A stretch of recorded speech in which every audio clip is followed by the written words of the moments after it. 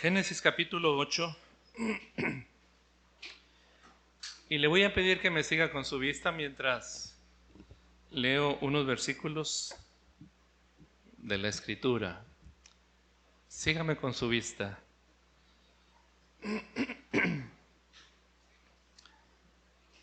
Versículo 13. Génesis capítulo 8, versículo 13 en adelante.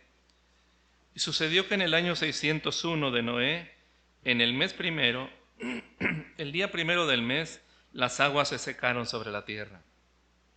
Y quitó Noé la cubierta del arca y miró, y he aquí que la faz de la tierra estaba seca. Y en el mes segundo, a los 27 días del mes, se secó la tierra. Entonces habló Dios a Noé diciendo: sal del arca, tú y tu mujer, y tus hijos, y las mujeres de tus hijos contigo. Todos los animales que están contigo, de toda carne, de aves y de bestias, y de todo reptil que se arrastra sobre la tierra, sacarás contigo, y vayan por la tierra, y fructifiquen, y multiplíquense sobre la tierra. Entonces salió Noé y sus hijos, su mujer, y las mujeres de sus hijos con él. Todos los animales, y todo reptil, y toda ave, todo lo que se mueve sobre la tierra, según sus especies, salieron del arca. Ahora lea conmigo por favor el versículo 20 al 22. Y edificó Noé un altar a Jehová, y tomó de todo animal limpio y de toda ave limpia, y ofreció holocausto en el altar. Y percibió Jehová olor grato, y dijo Jehová en su corazón: no volveré más a maldecir la tierra por causa del hombre, porque el intento del corazón del hombre es malo desde su juventud. Ni volveré más a destruir todo ser viviente como he hecho. Mientras la tierra permanezca, no cesarán la sementera y la siega, el frío y el calor, el verano y el invierno, y el día y la noche. Padre, te pedimos en esta tarde con reverencia delante de tu presencia que nos bendigas a través de tu palabra. Aplica tu palabra a cada corazón, Señor, para que sea edificado la vida de cada uno de tus hijos, en el nombre precioso de Jesús. Amén. Tomen su lugar, por favor. Estamos viendo acerca de los holocaustos y vamos a sacar algunas lecciones de la Biblia sobre los holocaustos. Aquí, al inicio, en el pasaje que acabamos de leer, usted se da cuenta de algo. Ocurrió el diluvio. ¿Y por qué ocurrió el diluvio, si se acuerda? Por la maldad de los hombres. Dice el capítulo 6 de Génesis: vio Dios que la maldad era mucha sobre la tierra, y que todo intento del corazón de los hombres era de continuo solamente el mal, y le dolió en su corazón haber creado al hombre sobre la tierra. Y entonces planeó el diluvio. Así que se supondría, si uno va leyendo así de manera sencilla, se supondría que al terminar de hacer este juicio sobre la tierra, Dios estaría tranquilo, satisfecho. Pero mire lo que pasa, que cuando el diluvio termina y Noé y su familia salen del arca, ¿qué hace Noé? Un altar. Y en el altar ofrece un holocausto delante de Dios. Y textualmente la Biblia dice que percibió Jehová ¿qué? Olor grato, olor agradable. Y entonces hace algo. Dijo Jehová en su corazón: no volveré más a maldecir la tierra por causa del hombre, porque el intento del corazón del hombre es malo desde su juventud. Ni volveré más a destruir todo ser viviente como he hecho. Si pone atención en estos versículos, no dicen: estoy seguro que se van a corregir, ¿verdad? No dice: estoy seguro que con esto aprendieron y no van a volver a hacer lo malo. Dios no está diciendo eso. Es como cuando usted corrige a alguien de los hijos y entonces se endereza. No hay motivo para volver a disciplinarles. Pero aquí lo que está sucediendo es que Dios envía el diluvio como un juicio sobre la humanidad. Y entonces, sin embargo, Dios sabe que el corazón, mire, léalo otra vez por favor. No volveré más a maldecir la tierra por causa del hombre, porque el intento del corazón del hombre, ¿qué? Es malo desde su juventud. Él lo sabe. Sabe que van a volver a hacer lo malo, hermano. Pero hace una promesa, hace un juramento, que no volverá más a destruir todo ser viviente, no volverá más a enviar otro diluvio. ¿Qué le motiva a hacer esto? Le motiva el altar, el holocausto que Noé ofrece sobre el altar. Lo que vamos a hacer en esta tarde es revisar algunas historias bíblicas sobre los altares, sobre los holocaustos, y darnos cuenta la tremenda bendición que estos traen a la vida.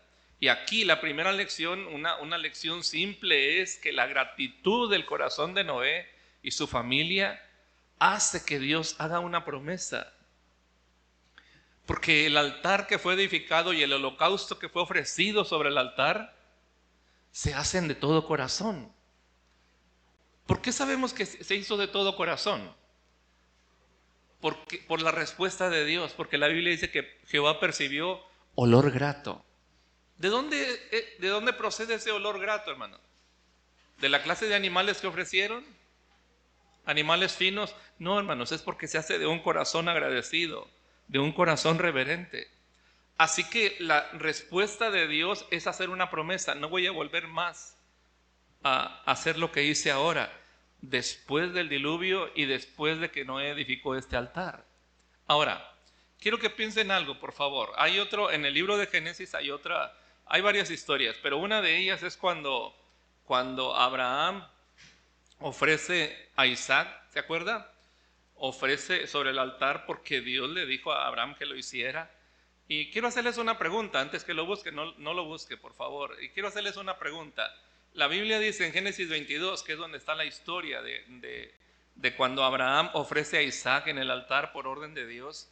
Y al inicio del capítulo 22 dice que Dios probó a Abraham. Aconteció después de estas cosas que probó Dios a Abraham y le dijo a Abraham, y él respondió: heme aquí. Y Dios le dijo: ofréceme a tu hijo. Bien, y ya sabe el resto de la historia. Abraham va y ofrece a su hijo, pero en el último momento Dios detiene la mano de Abraham y dice: no lo sacrifiques, detén tu mano, porque ya sé que no me has negado a tu hijo. Así que lo detiene y en su lugar ofrece un carnero que está trabado por los cuernos de un zarzal. Pero le pregunto, a ver si se acuerda, ¿qué pasó después de eso? ¿Qué consecuencia hubo? ¿Alguien lo recuerda? Porque si no pasó nada, entonces usted diría: entonces, ¿cuál era el propósito? Bueno, probar a Abraham. Ok, Abraham pasó la prueba. ¿Y luego? Vaya conmigo a Génesis capítulo 22, por favor. Y lo va a notar, si no lo había notado antes. Génesis 22, 13, hasta ahí narré. Entonces Abraham alzó sus ojos y miró, y aquí a sus espaldas un carnero trabado en un zarzal por sus cuernos. Y fue Abraham y tomó el carnero y lo ofreció en holocausto. ¿Qué dice? En lugar de su hijo. Y llamó a Abraham el nombre de aquel lugar: Jehová proveerá. Por tanto se dice hoy: en el monte de Jehová será provisto. Y llamó el ángel de Jehová a Abraham por segunda vez desde el cielo. Mira, ahí está enseguidita. No sé si alcanzó a bajar del monte, o si en el mismo monte ocurrió, donde ofreció el holocausto, porque lo que tenemos aquí es que Abraham ofreció a su hijo en holocausto. Esa fue la intención de su corazón: obedecer a Dios. El holocausto no se realizó porque Dios lo detuvo, pero en su corazón, ¿se acuerda lo que dice el Nuevo Testamento de esto? ¿Qué pensaba Abraham? ¿Cómo iba a resultar esto si a su hijo era el hijo de la promesa? Es como si lo recibió de los muertos otra vez. Porque dice que Abraham estaba seguro que Dios es capaz de resucitar incluso a los muertos. Así que para Abraham era un hecho, y lo ofrece de todo corazón, en obediencia a Dios. Pero Dios lo rescata. Bien, pero entonces, ¿qué hace Dios después que Abraham pasa esa prueba? Aquí está. Llamó el ángel de Jehová a Abraham por segunda vez desde el cielo y dijo, verso 16, léalo conmigo por favor. Y dijo: por mí mismo he jurado, dice Jehová, que por cuanto has hecho esto y no me has rehusado tu hijo, tu único hijo, de cierto te bendeciré y multiplicaré tu descendencia como las estrellas del cielo y como la arena que está a la orilla del mar. Y tu descendencia poseerá las puertas de sus enemigos. En tu simiente serán benditas todas las naciones de la tierra, por cuanto obedeciste a mi voz. Pero note qué fuerte es esto: por mí mismo he jurado. En el libro de Hebreos dice que no hallando otro mayor por el cual jurar, juró por sí mismo. Por mí mismo he jurado. Pero, ¿qué motiva a Dios a jurar? Aquí está. Por cuanto has hecho esto, que no me rehusaste a tu hijo, tu único hijo, de cierto te bendeciré. Y ratifica la promesa que le había hecho cuando lo llamó desde su tierra. Y esta es una ratificación asombrosa de las promesas de Dios. Pero ¿qué encontramos aquí entonces? Que a consecuencia de obedecer a Dios en el holocausto, Dios hace un juramento a Abraham, le hace una promesa de bendecirlo, no solo a él, pero a su descendencia para siempre, y ratifica esta promesa que le había hecho antes. Así que Abraham fue probado y aprobó, y fue bendecido. Ahora, quiero que note algo más. Enseguida del último texto que leí, versículo 19, y volvió Abraham a sus siervos y se levantaron y se fueron juntos ¿a dónde? ¿Están ahí? Génesis 22, versículo 19, se fueron juntos a Berseba y habitó Abraham en Berseba. Y a mí me llamó la atención cuando leo en la Biblia que después que Abraham fue probado y ofrece este holocausto y entonces recibe el juramento de Dios, esta promesa, este pacto que Dios hace con él de bendecirlo, entonces se va y habita en Berseba, porque en la Biblia a la mayor parte de los nombres, no solo los nombres de las personas, pero los nombres de los montes y de las ciudades tienen significado. Eso es en la mayoría de los casos. No sé si todos, pero en la mayoría. Y entonces consulté el significado de Berseba. ¿Y sabe qué significa? Significa pozo del juramento. Porque ahí hicieron un pacto, Abraham hizo un pacto con otro hombre. Y entonces, en ese pozo del juramento hicieron este pacto y Abraham tomó ese lugar como un lugar donde se hacían promesas, se hacían pactos. Fue y habita en Berseba como un recordatorio de que aquí no hay un pacto que hace con otra persona, pero Dios hace un pacto con él. Un pacto que está sellado por el juramento de Dios. Y entonces, si usted se acuerda, espero de aquí en adelante, se acuerda del sacrificio o del holocausto que ofreció Abraham de su propio hijo, acuérdese que esta prueba trajo una bendición para Abraham. Porque miren, hermanos, las vidas nuestras son probadas. Las vidas de nosotros son probadas. A veces Dios nos prueba. Dice el Antiguo Testamento, te probó para saber lo que había en tu corazón. Te hizo tener hambre para saber lo que había en tu corazón. Y Dios sí tiene interés en lo que había en el corazón, hermano. Y dependiendo de eso es lo que Dios hace. ¿De qué estoy hablándole? ¿Qué había en el corazón de Noé cuando bajó del arca? ¿Qué había en el corazón de Noé cuando descendió del arca? Agradecimiento. Por eso edifica un altar y por eso el altar es olor agradable delante de Dios. ¿Qué había en el corazón de Abraham cuando ofrece a su propio hijo? Obediencia. Y Dios lo bendice por causa de haber obedecido a Dios. ¿Qué había en el corazón de Saúl cuando ofrece un holocausto delante de Dios? Porque Saúl ofreció un holocausto, ¿se acuerda? Se tardó Samuel, no llegaba. Y entonces Saúl, por miedo de la batalla y que se le estaba yendo gente, ofrece el holocausto. Pero ¿qué hay en su corazón? Desobediencia, egoísmo, inseguridad. Y Samuel le dijo, locamente hiciste. Si tú hubieras esperado, ahora Dios habría ratificado el reino para ti. Eso es lo que vamos a leer enseguida. Pero Dios ve el corazón. Y quiero que nos centremos, por favor. Miren, hermanos, la Biblia dice, las cosas que antes se escribieron para nuestra enseñanza se escribieron. Están escritas para enseñarnos a nosotros. Grábese esto, por favor, siempre en su corazón. Las historias del Antiguo Testamento no solo son historias para aprender, son historias que nos enseñan a nosotros, nos enseñan lecciones. ¿Qué significa cuando en el Antiguo Testamento ofrecían holocaustos? ¿Qué significan hoy para nosotros? Los holocaustos eran un símbolo de adoración delante de Dios. Era su manera de adorar a Dios. Era un símbolo de exaltación delante de Dios. Era una ofrenda que presentaban delante de Dios. Porque cuando ofrendamos también adoramos a Dios, hermano. Cuando traemos nuestras ofrendas, cuando presentamos nuestros diezmos delante de Dios, es un símbolo de adoración y de fe. Cuando ellos traían las primicias, hermanos, era un símbolo de adoración. Porque mucho de lo que presentaban en los holocaustos presentaban a los primogénitos, ¿se acuerdan? Traían el primogénito y lo ofrecían delante de Dios. Ahora, esta era una adoración llena de fe. ¿Por qué se lo digo?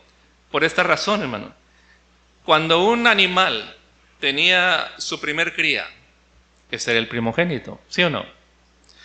¿Cómo sabrías, Ale, que ese animal que tienes va a tener más crías? No hay manera de saberlo, ¿verdad? No hay forma. Así que cuando lo ofreces, es en fe de que habrá más.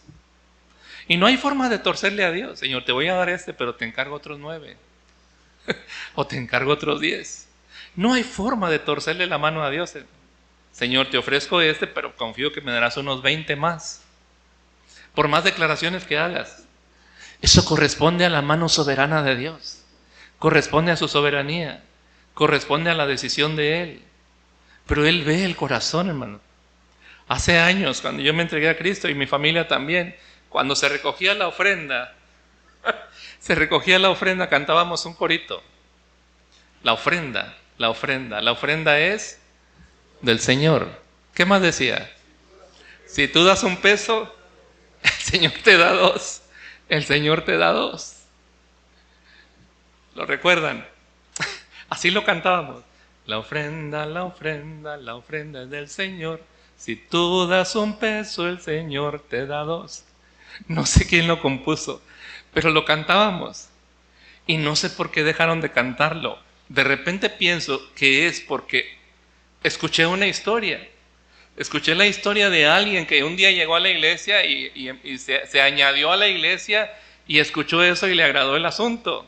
Y entonces empezó a dar y a dar y a dar y luego demandó a la iglesia porque lo engañaron.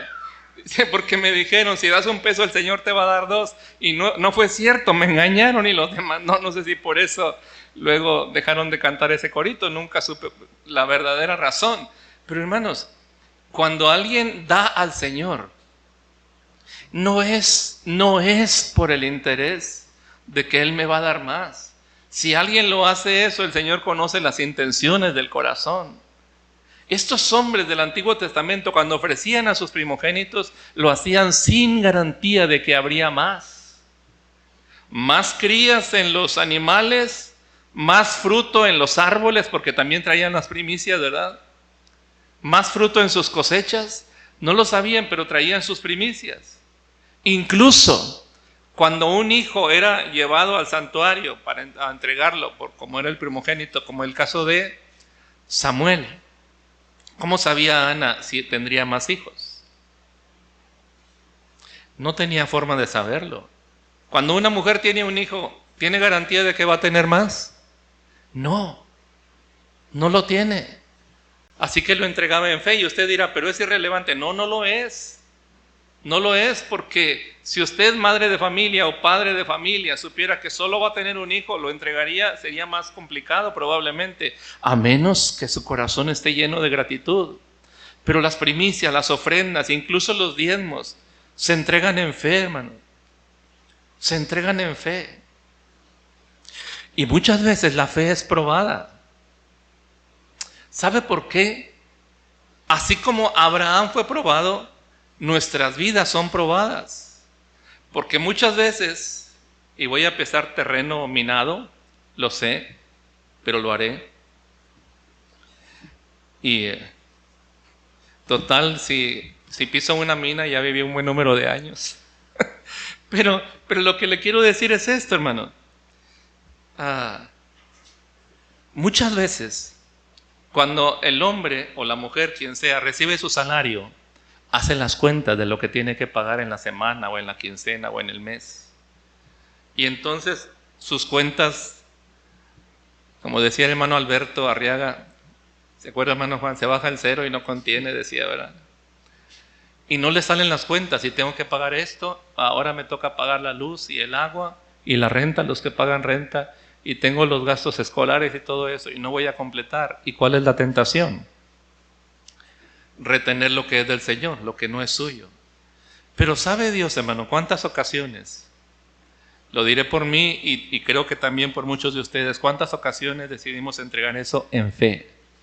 Y el Dios de los cielos, que no conoce la palabra imposible, Él proveyó mucho más allá, como dice la Escritura, más abundante de lo que pedimos o esperamos. Él es el proveedor, hermano. Él es el proveedor, y cuando entregamos al Señor lo que es de Él, y cuando ofrendamos, porque eso era el holocausto, una ofrenda que se quemaba del todo delante de Dios, cuando lo entregamos en fe, es por eso, es una forma de adoración. Dios se agrada del alma que confía en Él, que confía en Él como proveedor, que confía en Él como sustentador, pero nos prueba, y a veces somos aprobados y a veces somos reprobados, pero esa es la lección de las Escrituras, hermanos. Conforme a tu fe te será hecho.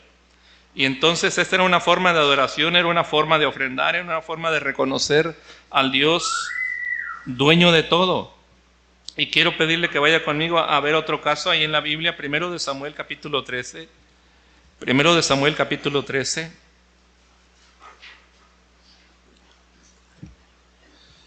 Hubo una guerra contra los filisteos, después que Saúl había reinado durante 1 año y 2 años sobre Israel. Y entonces se presentó esta guerra, y quiero que note, leo a partir del versículo 6, en esta guerra, 1 de Samuel 13:6, cuando los hombres de Israel vieron que estaban en estrecho, porque el pueblo estaba en aprieto, se escondieron en cuevas, en fosos, en peñascos, en rocas y en cisternas, y algunos de los hebreos pasaron el Jordán a la tierra de Gad y de Galaad, pero Saúl permanecía aún en Gilgal. ¿Y qué más dice? Todo el pueblo iba tras él, temblando, y quién sabe cómo iría Saúl, pero iban temblando, estaban asustados de la batalla. Y entonces él esperó 7 días conforme al plazo que Samuel había dicho, pero Samuel no venía a Gilgal y el pueblo se le desertaba. Entonces dijo Saúl: traedme holocausto y ofrendas de paz. Y ofreció el holocausto. Y cuando él acababa de ofrecer el holocausto, de aquí que Samuel venía, y salió Saúl a recibirle para saludarle. Entonces Samuel dijo: ¿qué has hecho? Y Saúl respondió: porque vi el pueblo que se me desertaba, y que tú no venías dentro del plazo señalado, y que los filisteos estaban reunidos en Migmas. Me dije: ahora descenderán los filisteos contra mí a Gilgal, y yo no he implorado el favor de Jehová. Me esforcé pues y ofrecí el holocausto, pero a él no le tocaba, ese fue el problema. Entonces Samuel dijo a Saúl: locamente has hecho. No guardaste el mandamiento de Jehová tu Dios que él te había ordenado, pues ahora Jehová hubiera confirmado tu reino sobre Israel para siempre. Falló, porque ofreció un holocausto con la motivación equivocada. ¿Cuál fue su motivación? El miedo y el no perder la batalla. Estaba empeñado en eso, no en obedecer al Señor. Porque a veces, hermanos, como hombres y mujeres de fe, nuestra vida es probada. ¿Y qué decisión vamos a tomar? Si tomamos las decisiones que la palabra de Dios nos enseña, Él siempre va a ver por nosotros. Necesitamos entender eso. Pero si no lo hacemos, entonces mire lo que pasó con Saúl: tu reino no será duradero. Versículo 14. Mas ahora tu reino no será duradero. Jehová se ha buscado a un varón conforme a su corazón, al cual Jehová ha designado para que sea príncipe sobre su pueblo, por cuanto tú no has guardado lo que Jehová te mandó. Él te ha desechado. Ahí fue probado y perdió. ¿Se da cuenta? Ahora mire acá, hermano. El detalle es, cuando nuestra vida es probada, ¿cómo sabremos si cuando esa prueba viene a nuestra vida, donde tenemos que tomar una decisión, cómo sabemos si ahí es el momento cuando Dios va a probarnos para bendecirnos o para escoger a alguien mejor en lugar de nosotros? No lo sabemos, así que Dios nos ayude. Dios nos dé la sabiduría, porque la vida es probada. ¿Usted se acuerda? Hay un pasaje en el libro de Daniel donde la Biblia dice del rey Belsasar, el que siguió después ¿de quién? ¿Quién fue el rey cuando Daniel y sus amigos fueron llevados cautivos? Nabucodonosor.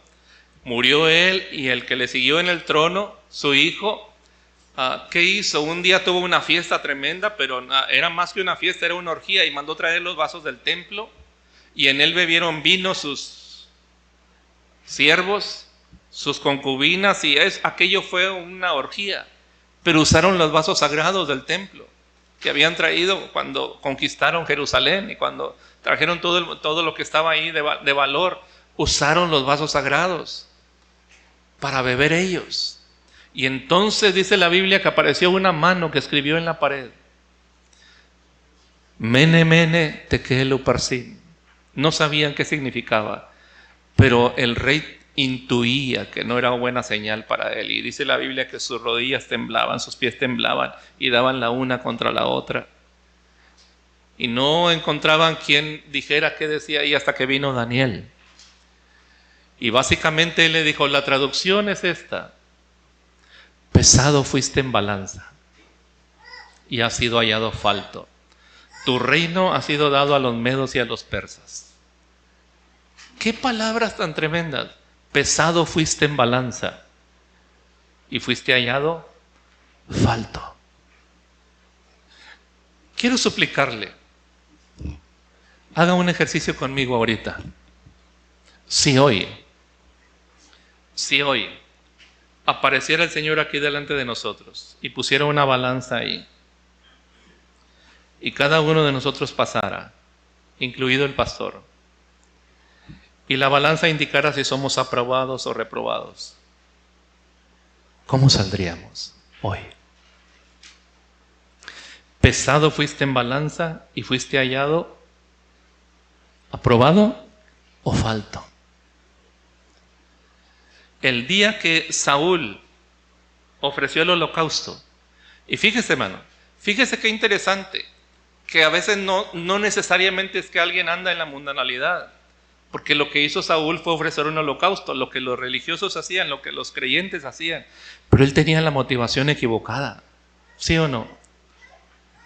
El egoísmo, su propio reinado, su propia vida, no el obedecer a Dios. De hecho, más adelante vuelve a cometer un error terrible en el capítulo 15, cuando Dios le ordena ir contra Amalek y destruirlo, ¿se acuerda? Y entonces le ordena que destruya todo, y él destruye en todo lo malo y despreciable, pero perdona lo bueno del ganado, y perdona también a Agag, rey de Amalek. Y entonces cuando viene Samuel y se encuentra esto, le dice, ¿no te dijo Dios que destruyeras todo? Locamente hiciste. Dios ha elegido ahora a un varón que es mejor que tú. Capítulo 15 de Primero de Samuel. Vaya ahí, por favor, hermano. Primero de Samuel 15, 22.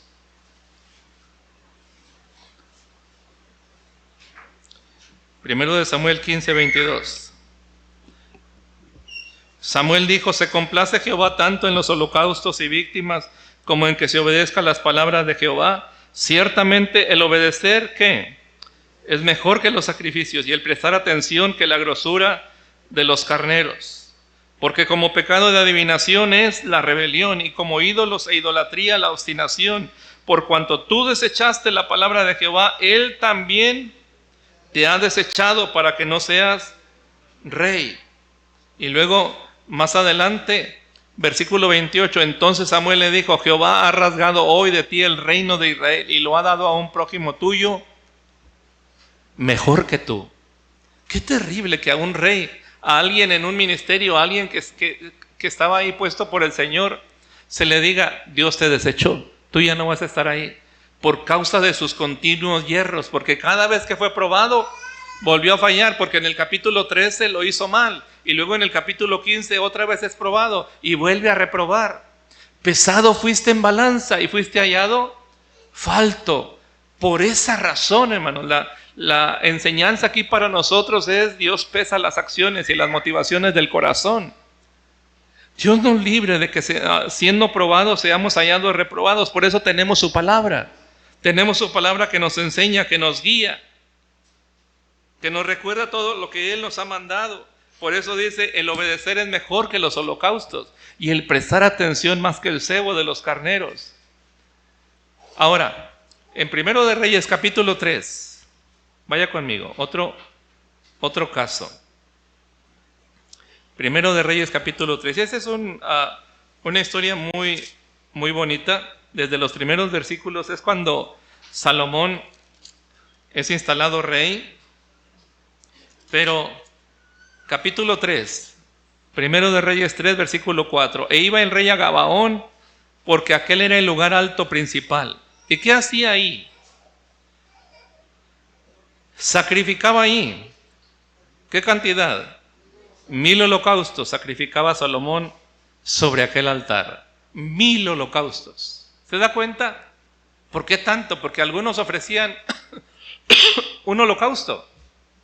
Salomón ofrece 1000. ¿Por qué razón? Porque él puede ofrecerlo, porque es rey.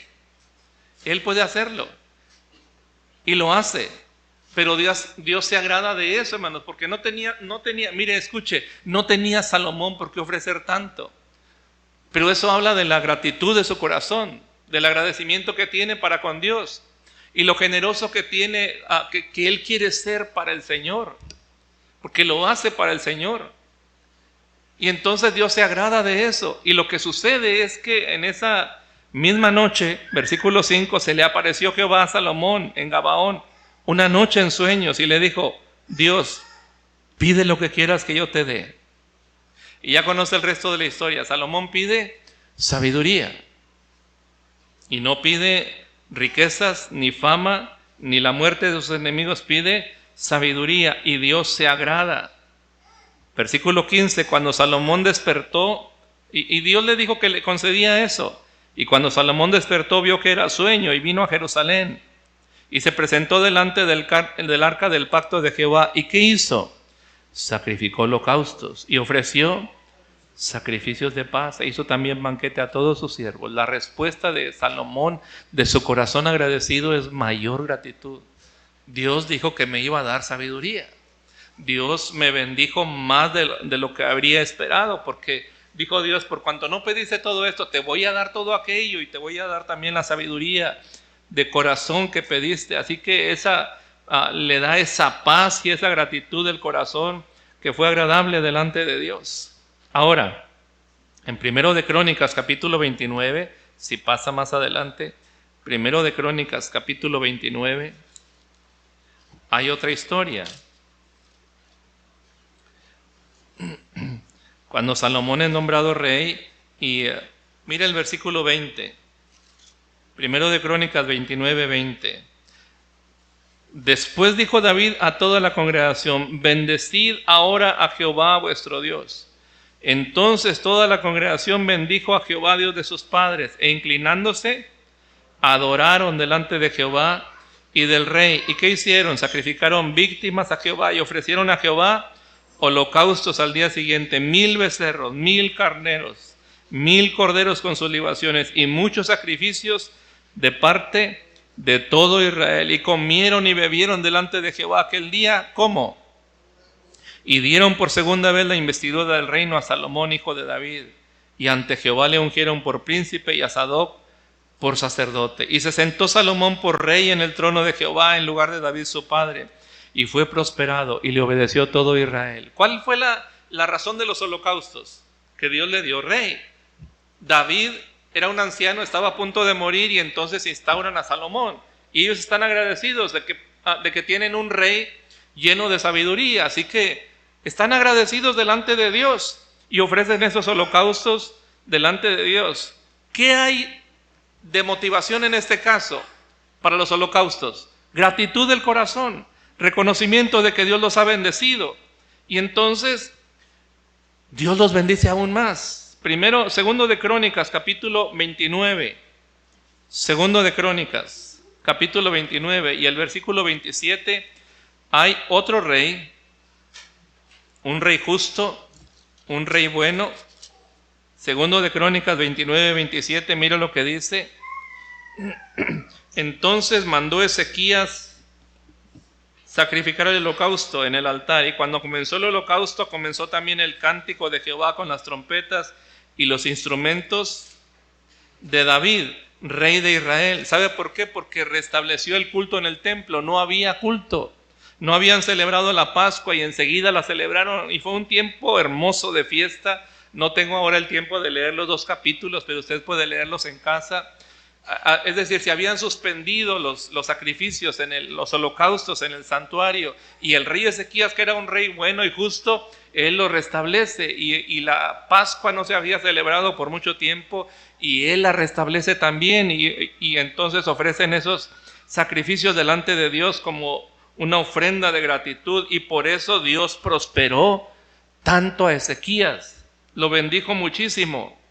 ¿Sabe qué hizo Dios entre las bendiciones que le dio a Ezequías? ¿Alguien se acuerda de algo extraordinario que Dios hizo con Ezequías después? Le dio más vida, hermano. Le añadió años. ¿Se acuerda? Ezequías se enfermó de muerte y pensó que iba a morir. Y entonces le suplicó a Dios y Dios le añadió ¿cuántos años? Eso le añadió Dios. ¿Va entendiendo? Cuando ofrecemos delante de Dios adoración de corazón, cuando ofrendamos, cuando damos para Él, cuando le ofrecemos con un corazón entregado, Él no se queda sin respuesta. Nunca se queda sin respuesta, hermanos. Jamás. Dios es así, y esas son las lecciones del Antiguo Testamento.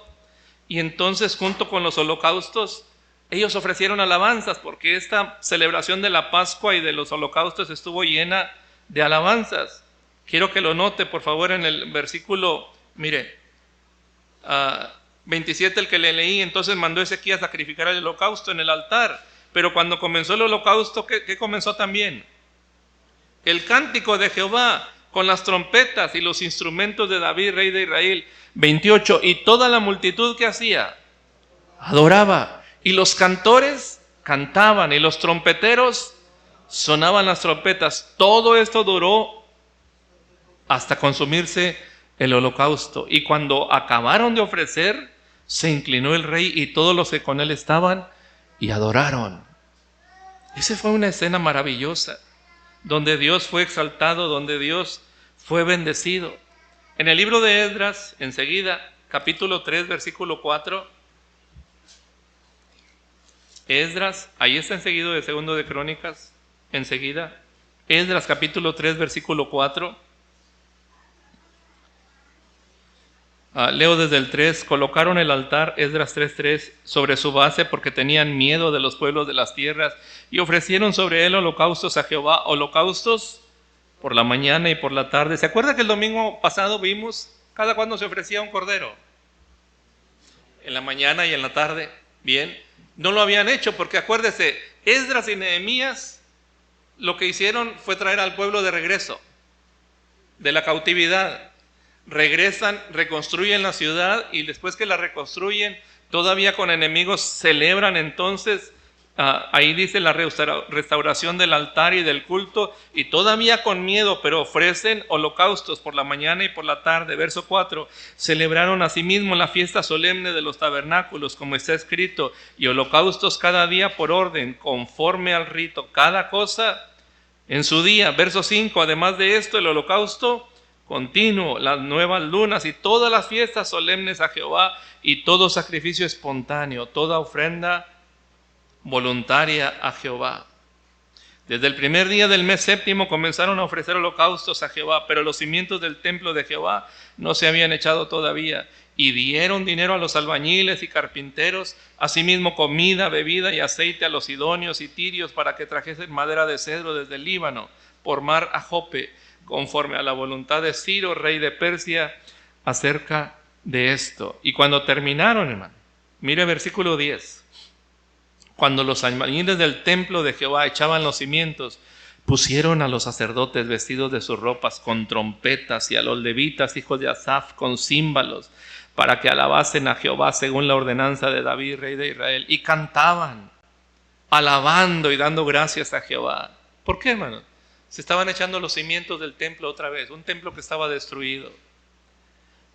Mientras echaban los cimientos, pusieron a los sacerdotes vestidos de sus ropas y con trompetas. Verso 11, y cantaban alabando y dando gracias a Jehová y diciendo, porque Él Es bueno porque para siempre es su misericordia sobre Israel. Y todo el pueblo aclamaba con gran júbilo, alabando a Jehová, porque se echaban los cimientos de la casa de Jehová. Mire cómo amaban la casa de Dios. Y muchos de los sacerdotes, de los levitas y de los jefes de las casas paternas, ancianos que habían visto la casa primera, viendo echar los cimientos de esta casa, lloraban en alta voz, mientras muchos otros daban grandes gritos de alegría, y no podía distinguir el pueblo el clamor de los gritos de alegría, de la voz del lloro, porque clamaba el pueblo con gran júbilo, y se oía el ruido hasta de lejos. Aquí tienen estos holocaustos, estos sacrificios y esta adoración espontánea del pueblo de Dios, porque Dios los había bendecido, y la gratitud de su corazón y la adoración la mostraban a través de los holocaustos. Ahora, en el Salmo 40, vaya conmigo ahí, por favor. Osvaldo, pídele el pandero, por favor. Salmo 40, versículos 6 al 8. Salmo 40, versículos 6 al 8. Sacrificio y ofrenda no te agrada. Has abierto mis oídos. Holocausto y expiación no has demandado. Entonces dije, he aquí vengo. En el rollo del libro está escrito de mí. El hacer tu voluntad, Dios mío, me ha agradado. Y tu ley está en medio de mi corazón. Este es un salmo mesiánico, hermano. Es decir, es un salmo que habla de Jesús y de lo que Él iba a hacer. Pero note lo que dice, sacrificio y ofrenda no te agradó. Ahora, si Dios fue quien instauró los sacrificios, los holocaustos, porque eso nació en el corazón de Dios, Él ordenó, ¿por qué llega el tiempo donde Él dice que ya no le agradaban? Porque enseguida hay varios pasajes que voy a mostrarle donde Dios ya no quería eso. ¿Por qué ese cambio? Por causa del pecado, hermano. Porque la gente empezó a vivir mal.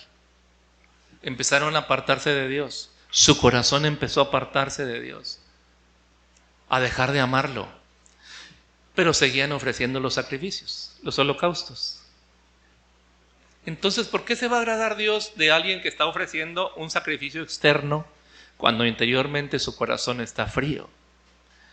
Y hace lo externo por guardar las apariencias, por el qué dirán, para que nadie le diga nada, por diferentes razones, pero no lo hace de corazón.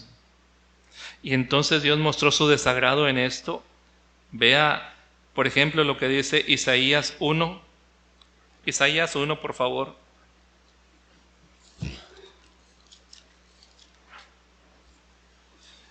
Leo desde el versículo 2. Oíd cielos y escucha tu tierra, porque habla ¿quién? Habla Jehová. Crié hijos y los engrandecí, y ellos se rebelaron contra mí. El buey conoce a su dueño y el asno el pesebre de su señor, pero Israel no entiende, mi pueblo no tiene conocimiento. Mire cómo lo describe. Oh gente pecadora, pueblo cargado de maldad, generación de malignos, hijos depravados, dejaron a Jehová, provocaron a ira al santo de Israel, se volvieron atrás. ¿Por qué querréis ser castigados aún? ¿Todavía os rebelaréis? Toda cabeza está enferma y todo corazón doliente. Desde la planta del pie hasta la cabeza no hay en él cosa sana, sino herida. ¿Y qué más? Hinchazón y podrida llaga. No están curadas, ni vendadas, ni suavizadas con aceite. Así era la descripción de cómo estaba la vida de Israel. Vuestra tierra está destruida. Y entonces, versículo 11, es ahí cuando Dios dice, ¿para qué me sirve, dice Jehová, la multitud de vuestros sacrificios? ¿Para qué? Hastiado estoy de holocaustos de carneros y de cebo de animales gordos. No quiero sangre de bueyes ni de ovejas, ni de machos cabríos. ¿Quién demanda esto de vuestras manos cuando venís a presentaros delante de mí para hollar mis atrios? No me traigáis más vana ofrenda. ¿Por qué le llama vana ofrenda a la ofrenda que él mismo pidió? Porque esa ofrenda que él pidió, la pidió cuando la hicieron de corazón, cuando la hacían de corazón. Pero cuando no se hace de corazón, cuando a la par que el día de reposo iban y ofrecían eso, pero el resto de la semana vivían mal. Y bastante mal. Mire lo que dice el versículo siguiente, el 14: vuestras lunas nuevas y vuestras fiestas solemnes las tiene aborrecidas mi alma, me son gravosas, cansado estoy de soportarlas. Cuando extendáis vuestras manos, yo esconderé de vosotros mis ojos. Asimismo, cuando multipliquéis la oración, yo no oiré. ¿Por qué? Llenas están de sangre vuestras manos, lavaos y limpiaos, quitad la iniquidad de vuestras obras de delante de mis ojos, dejad de hacer lo malo, aprended a hacer el bien, buscad el juicio, restituid al agraviado, haced justicia al huérfano, amparad a la viuda. Y entonces dice: venid luego, dice Jehová, y estemos a cuenta. Si vuestros pecados fueren como la grana, como la nieve serán emblanquecidos. Si fueren rojos como el carmesí, vendrán a ser como blanca lana. Si quisierais y oyereis, comeréis el bien de la tierra. Si no quisierais y fuerais rebeldes, seréis consumidos a espada, porque la boca de Jehová lo ha dicho. Se enojó y ya no quería los holocaustos, ya no quería los sacrificios, porque provenían de una vida manchada, de una vida contaminada, desviada. David, cuando él pecó contra Dios, en el Salmo 51, y habla de: ¿qué voy a hacer, Señor? Ten piedad de mí. Hay una parte donde dice: porque no quieres sacrificio, no quieres holocaustos, que yo lo daría. Salmo 51, 16. Y en esto que acabamos de leer, él dice: hastiado estoy de holocaustos. En Jeremías 6 dice: vuestros holocaustos no son aceptables, ni vuestros sacrificios me agradan. En Amós 5:21 dice: si me ofreces holocaustos, no lo recibiré, ni miraré las ofrendas de paz. En Miqueas 6 dice el profeta: ¿cómo me presentaré delante de Dios? ¿Me presentaré con holocaustos? Incluso en el Nuevo Testamento, en Marcos 12:33, mire cómo dice. Marcos 12:33.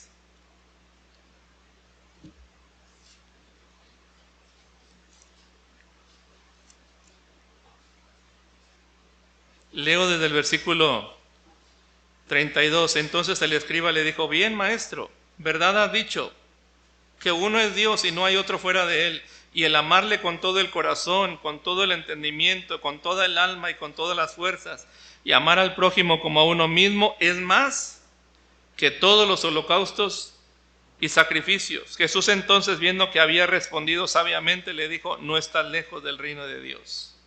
Y ya ninguno osaba preguntarle.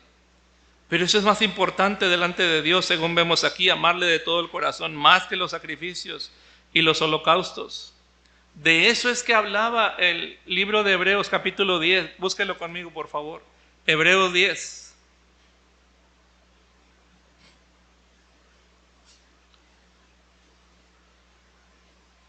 Hebreos 10.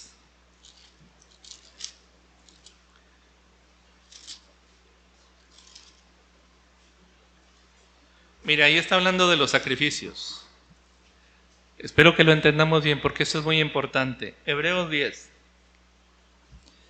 Porque la ley, leo desde el 1, teniendo la sombra de los bienes venideros, no la imagen misma de las cosas, nunca puede, por los mismos sacrificios que se ofrecen continuamente cada año, hacer perfectos a los que se acercan. De otra manera cesarían de ofrecerse, pues los que tributan este culto limpios una vez no tendrían ya más conciencia del pecado. Pero en estos sacrificios cada año se hace memoria ¿de qué? De los pecados, porque la sangre de los toros y de los machos cabríos no puede quitar los pecados. Por lo cual, mira el 5, entrando en el mundo, dice: sacrificio y ofrenda no quisiste, mas me preparaste cuerpo. ¿Quién dice eso? El Señor Jesucristo. Me preparaste cuerpo. Holocaustos y expiaciones por el pecado no te agradaron. Entonces dije: he aquí que vengo, oh Dios, para hacer tu voluntad, como en el rollo del libro está escrito de mí. Eso es lo que le agrada a Dios, hermano. El hacer tu voluntad, Dios mío, me ha agradado. Como dice el Salmo que leímos, el hacer tu voluntad, Dios mío, me ha agradado. Tu ley está en medio de mi corazón. Eso es muy importante a la luz de las Escrituras y por eso lo encontramos aquí. Expiaciones por el pecado no te agradaron. Entonces dije, he aquí que vengo, Dios, para hacer tu voluntad. En Isaías 56, 17 dice, sus holocaustos y sacrificios. Mire, véanlo conmigo, por favor. Isaías 57. Así que finalmente, hermanos, Dios, ¿qué hace al final? Nos pide que enderecemos nuestras vidas, que corrijamos nuestra manera de vivir, como leímos en Isaías capítulo 1. Dejen de hacer lo malo, aprendan a hacer lo bueno. Venid luego, dice Jehová, y estemos a cuenta. Si vuestros pecados fueren como la grana, como la nieve, serán emblanquecidos. Si fueren rojos como el carmesí, vendrán a ser como blanca lana. Y aquí, mire el 7, y yo los llevaré a mi santo monte y los recrearé en mi casa ¿de qué? De oración. Isaías 56, 7. Sus holocaustos y sus sacrificios serán aceptos sobre mi altar, porque mi casa será llamada casa de oración. ¿Para quién? Para todos los pueblos. Entonces serán aceptos sobre mi altar.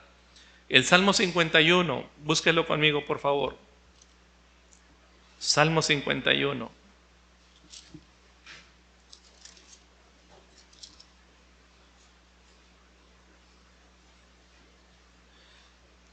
A partir del versículo 15. Toda la primera parte del Salmo, David está confesando su pecado. A ver, quiero preguntarles, hermanos, ¿cuántos han leído el Salmo 51? ¿Que lo conocen? Bueno, no todos levantaron la mano, pero este es un salmo de arrepentimiento, después que David falló delante de Dios. Y entonces él viene delante de Dios y ¿qué hace? No, mire, no ofrece un holocausto, hermano, no ofrece un sacrificio.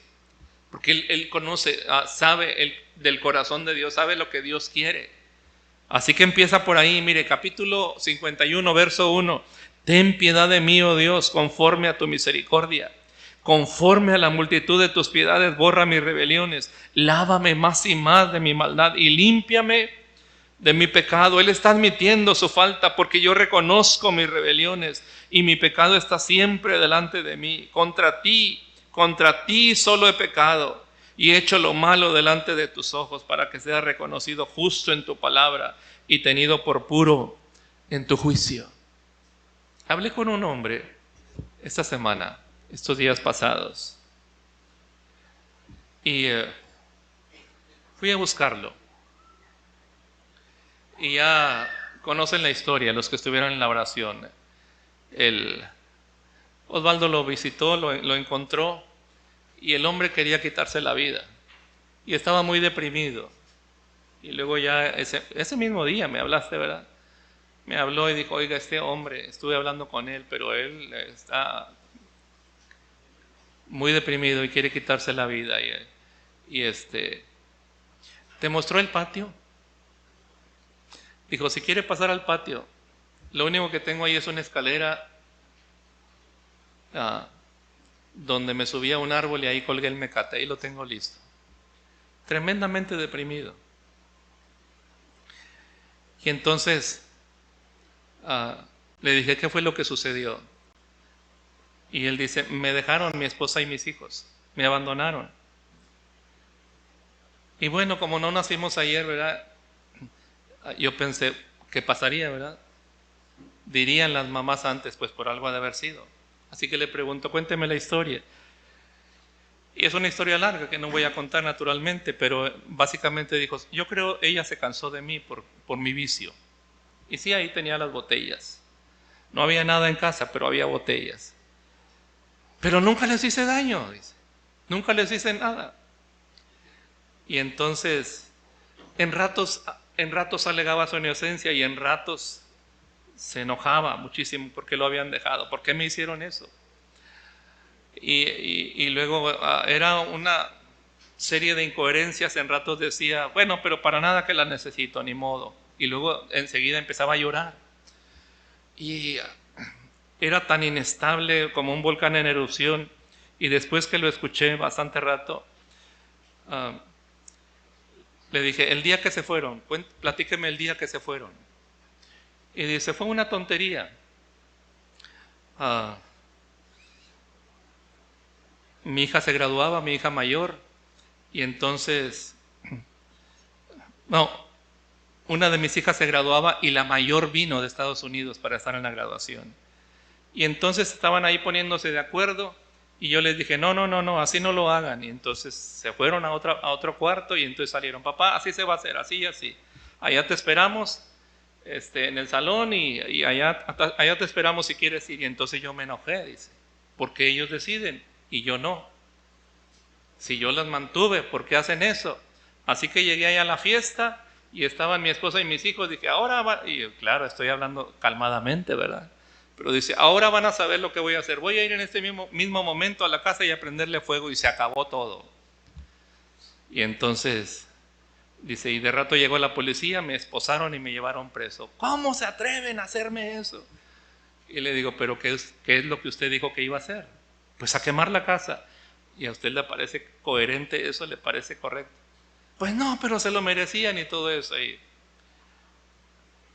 después de escucharlo otro buen rato, ya era muy tarde, bastante tarde, le digo, ¿quiere usted realmente arreglar eso? ¿Quiere realmente arreglar eso? Sí. Solo conozco un camino. El humillarse. El humillarse.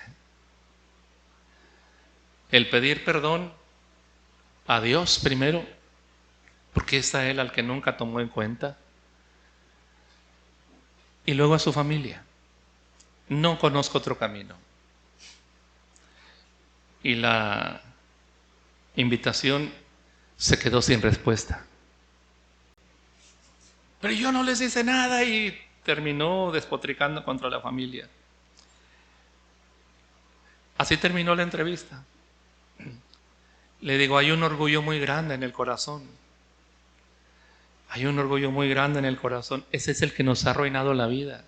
Y mientras no renunciemos a ello y nos doblemos, la misma Biblia dice que el corazón orgulloso Dios lo desprecia. La única manera de encontrar paz en el corazón es a través del arrepentimiento. A través de un corazón humilde, si es que quiere arreglarlo. Pero no hubo respuesta. ¿Y sabe qué? El Salmo 51 es el modelo. Aquí tiene a un hombre que reconoce que hizo mal, sin buscar excusas, sin buscar pretextos, sin buscar culpar a nadie más. Contra ti solo he pecado y he hecho lo malo delante de tus ojos. Y aquí tú amas la verdad en lo íntimo y en lo secreto me has hecho comprender sabiduría. Purifícame con hisopo y seré limpio. Lávame y seré más blanco que la nieve. Hazme oír gozo y alegría y se recrearán los huesos que has abatido. Esconde tu rostro de mis pecados y borra todas mis maldades. Crea en mí, oh Dios, un corazón limpio y renueva un espíritu recto dentro de mí. No me eches de delante de ti y no quites de mí tu Santo Espíritu. Vuélveme el gozo de tu salvación y espíritu noble me sustente. Y cuando todo eso suceda, mire lo que añade. Entonces, versículo 13, enseñaré a los transgresores tus caminos y los pecadores se convertirán a ti. Líbrame de homicidios, oh Dios, Dios de mi salvación. Versículo 15, Señor, abre mis labios y publicará mi boca tu alabanza, porque no quieres, aquí está el punto, no quieres sacrificio que yo lo daría. ¿Podría él ofrecerlos?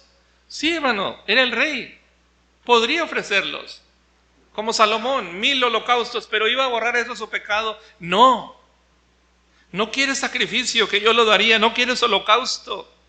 Los sacrificios de Dios son el espíritu quebrantado, al corazón contrito y humillado, no despreciarás tú, oh Dios. Haz bien con tu benevolencia, Sión, edifica los muros de Jerusalén. ¿Por qué dice edifica los muros de Jerusalén? Porque los muros protegen la ciudad, hermano. Señor, protégenos. Y mire cómo concluye el 19. Entonces te agradarán los sacrificios, ¿qué? De justicia, los sacrificios que proceden de un corazón justo. el holocausto u ofrenda del todo quemada. ¿Por qué dice el holocausto u ofrenda del todo quemada, hermano? ¿Cuáles eran las ofrendas que se quemaban totalmente? Eran para Dios, era todo para Dios. Entonces ofrecerán becerros sobre tu altar. Los holocaustos, las ofrendas, lo que hacemos para ofrendar a Dios, para adorar a Dios, para servirle, para adorarlo, para agradecerle, son aceptos delante de Dios cuando proceden de un corazón humilde. El corazón contrito y humillado no despreciarás tú, oh Dios.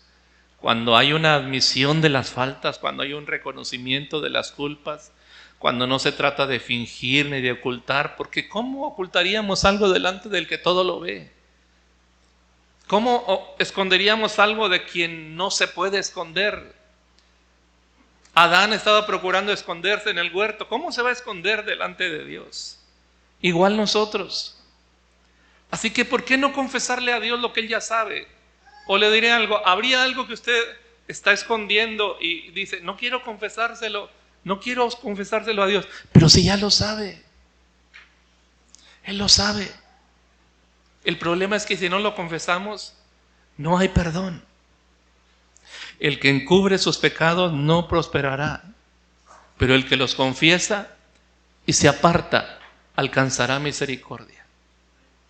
Esa es la enseñanza de los holocaustos, hermano. Si proceden de un corazón agradecido, de un corazón genuino, son bienvenidos delante de Dios. Pero cuando la vida se tuerce, eso es por demás.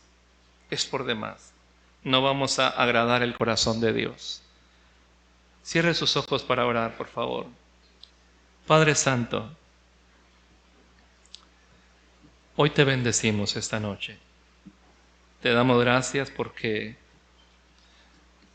la ofrenda perfecta por nuestros pecados ya fue ofrecida una vez en el Calvario, la vida de nuestro Señor Jesucristo.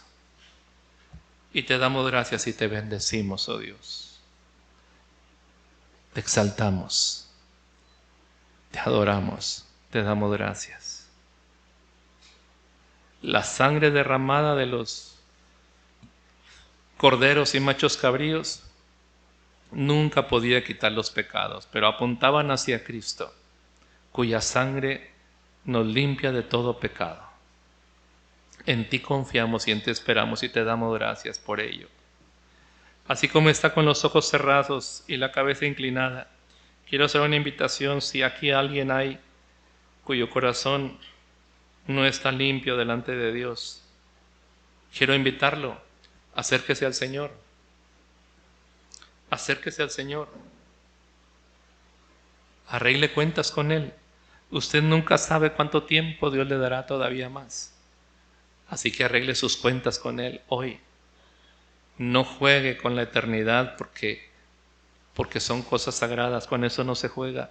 Si su alma no es una alma arrepentida, un corazón arrepentido, usted está en peligro, porque si muere así, no va a ir a la presencia de Dios. Así que si su corazón no está bien, arrégledelo delante de Dios y suplíquele como David: crea en mí, oh Dios, un corazón limpio, renueva un espíritu recto dentro de mí. Padre Santo, que tu palabra sea una semilla que cae en buena tierra y lleve fruto, que no vuelva a ti vacía, que lleve fruto en aquello para lo cual la envías. Lo rogamos en el nombre bendito de Jesús. Amén.